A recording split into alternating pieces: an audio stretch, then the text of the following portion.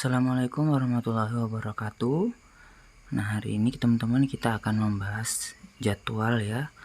Nah, di sini kita bisa perhatikan jadwal untuk PNS dan P3K tahun 2021. Nah, yang pertama pengumuman seleksi tanggal 30 sampai dengan 13 Juni 2021, kemudian pendaftaran seleksi 31 Mei sampai dengan 21 Juni 2021.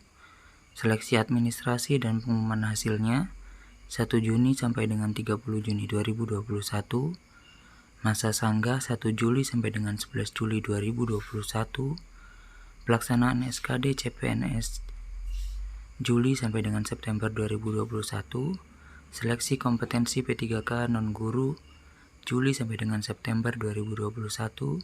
Seleksi kompetensi P3K guru tes 1 Agustus 2021.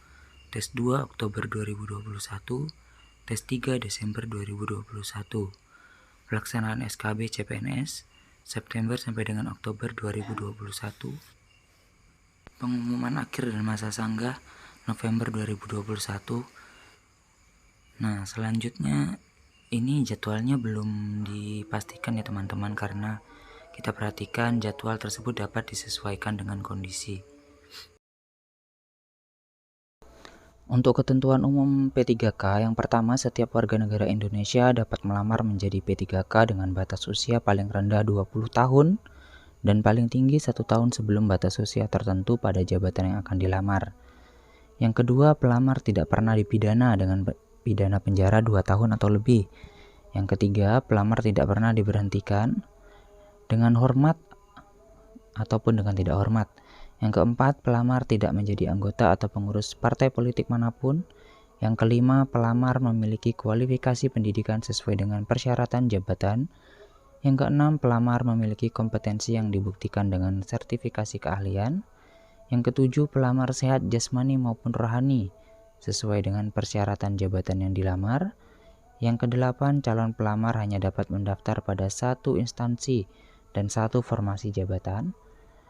Yang kesembilan, persyaratan minimal 3 tahun berpengalaman di bidang kerja yang relevan, yang fungsional. Nah, dibuktikan dengan surat keterangan yang ditandatangani oleh minimal jabatan tinggi pratama untuk yang bekerja di instansi pemerintah, minimal direktur atau kepala divisi yang membidangi SDM atau HRD di perusahaan. Nah, kemudian tidak boleh bertentangan dengan sistem merit.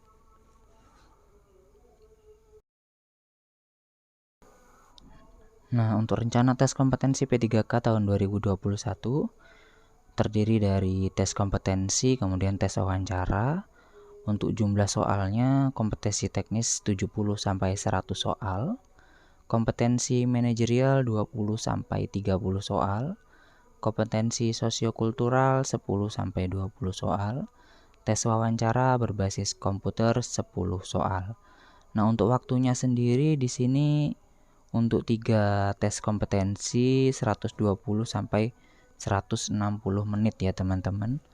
Nah, kemudian untuk tes wawancara 10 menit.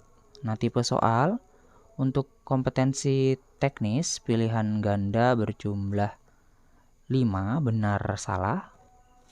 Kemudian kompetensi manajerial pilihan ganda berjumlah 4. Kemudian kompetensi sosiokultural pilihan ganda berjumlah 5, nilai 5, 4, 3, 2, 1, 0. Nah, untuk tes wawancara sendiri pilihan ganda berjumlah 4.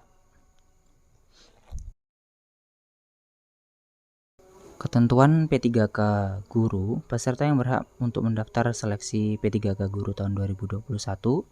Yang pertama, honorer tingkat 2 sesuai database tenaga honorer tingkat 2 di PKN. Yang kedua, guru honorer yang masih aktif mengajar.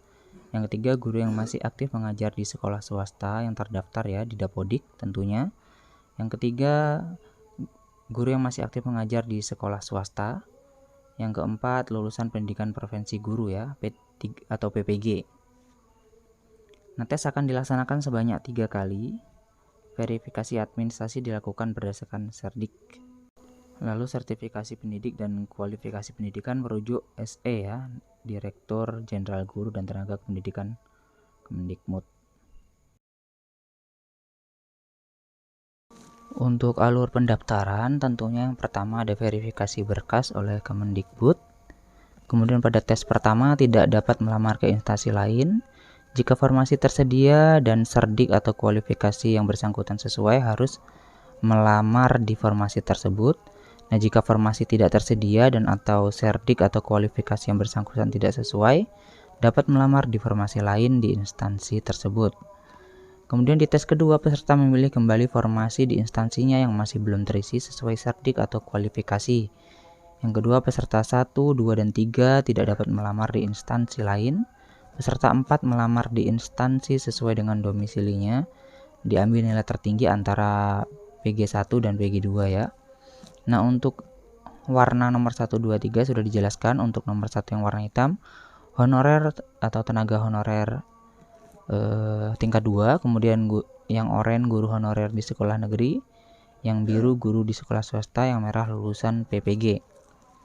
Nah, tadi kita lanjutkan untuk yang tes ketiga, peserta memilih kembali formasi yang masih belum terisi sesuai serdik atau kualifikasi. Kedua, seluruh peserta dapat melamar di instansi lain.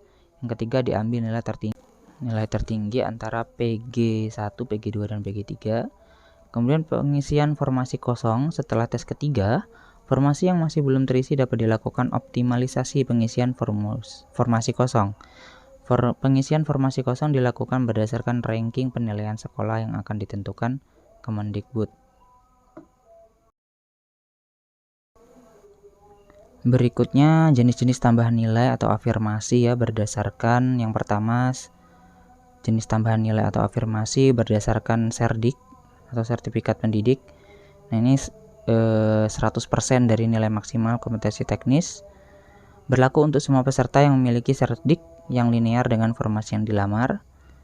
Usia, nah ini berdasarkan usia ada 15% tambahan nilai. Berlaku untuk peserta di atas 35 tahun dan berstatus aktif sebagai guru selama 3 tahun terakhir.